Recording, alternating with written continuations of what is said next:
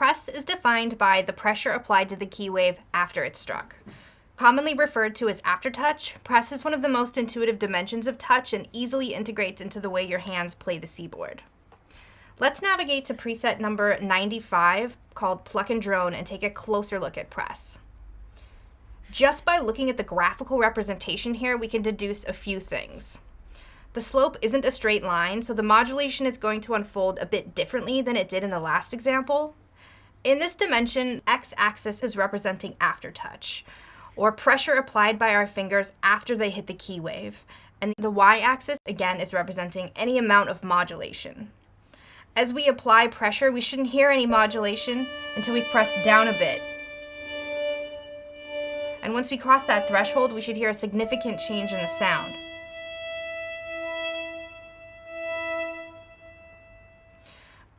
When we click on press, we'll be able to see what parameters are mapped to this gesture. For this preset, it's assigned to adjust the level on sample 1, the level of oscillator 1 and 2, the feedback on filter 1 and the delay amount on filter 1, and the cutoff on filter 2. If I just hit the key wave without any sustain, you can see that most of what we're hearing is sample 2, which is that percussive plucking sound. It's only when I hold down a key wave and apply pressure that the levels of sample 1 and all 3 oscillators come into play, creating that stringy drone component of this patch.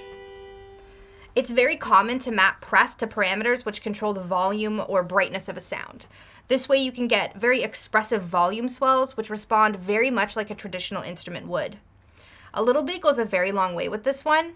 Since volume is the parameter that goes hand in hand with press, adding just a little bit of color to this gesture can be really effective, such as a slight cutoff boost we have here, and you can hear that brightness really come into play. Let's map the placement of the 2 samples and 2 of the oscillators so that as we apply more pressure to the key waves, the sound sort of splits wide and becomes more narrow as we remove pressure. We'll start by making sure that press is selected, and then we'll head over here to sample 1, and then click on the arc of pan and drag all the way down.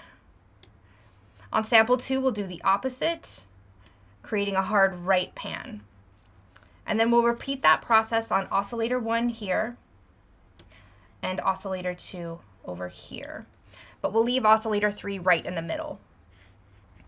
Now, as we press on the key waves, we've created even more dimension with this one gesture. It sort of pulls itself apart. I'm really into the adjustments I made on this preset, so let's save this into our library so we can always access it later. We're going to do that by clicking on the menu icon here on the top right-hand side and select Save As from the drop-down menu which appears. You can assign all sorts of tags to each patch, which will help you sort through them later on when you're composing. I'm going to add the tag motion to this patch and then add the word stereo to the title. From now on, we'll always be able to find the setting inside of our library. There are a few modes that you can play the Seaboard in, which we covered earlier. While in expression mode, the 3 touch faders on the left-hand side will adjust the sensitivity of a few key gestures.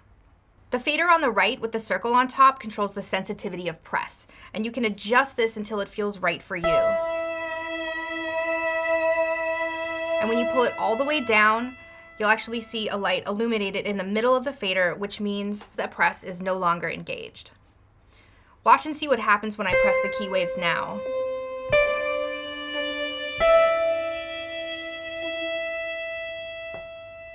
As we wrap our minds around how Equator is working in tandem with these gestures, one of the challenges is getting your motor skills to jump on board.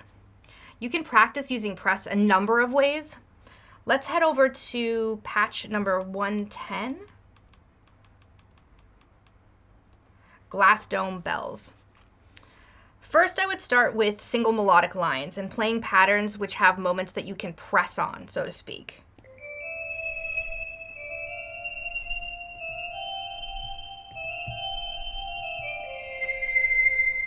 I find that 2-note phrases naturally lend themselves to this gesture. And the next step would be to try multiple notes at the same time. Try playing a chord and then adding pressure to just a single individual note at a time. You can create interesting internal melodies this way or spotlight a particular note. Usually when we're voice leading chords, our ears gravitate towards whichever note is on the top, and this way we can create our own internal melodies. With press, we can pick and choose which note we want our listener to hear at any given moment in time, even after we've placed our fingers down on the key waves.